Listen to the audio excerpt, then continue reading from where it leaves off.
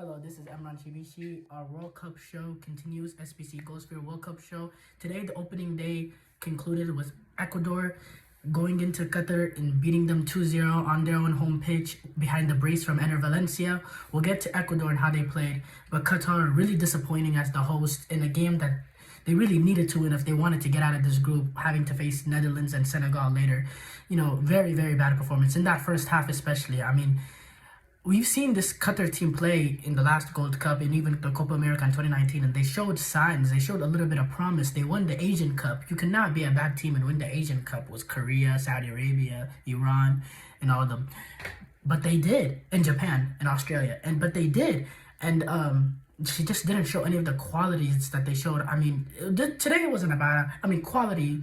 There was a difference in quality between Ecuador and Qatar. It was clear. But the thing that really was noticeable from the get-go was the nerves. The nerves was there.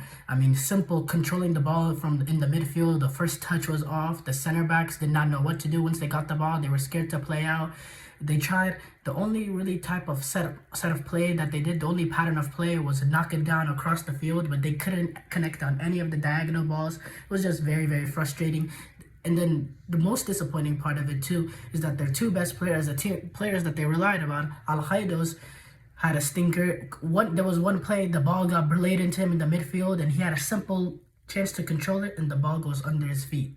The ball goes under his feet and turns into a turnover. And they also created a chance. Their only chance of the game, or the first chance of the game, came in the 44th minute. Well, Al-Haidos put in a great ball, and their other talisman, the supposed other best player in Qatar, Al-Muaz Ali, misses an easy opportunity that he has to get his head on with his frame. So it was just a poor performance from Qatar, in my opinion. And something very disappointing, because there was a lot of build up into this, and they actually had a good build-up, in my opinion. But Ecuador, they showed some dominance. Stupian, Caicedo, Ener Valencia now is the all-time leading, was the all-time leading goal scorer in Ecuadorian history. Continues to add tallies to that. Scored a brace. He has like 5 World Cup goals. The only one in this Ecuador team that has World Cup experience. He scored a couple goals at that last World Cup in Brazil.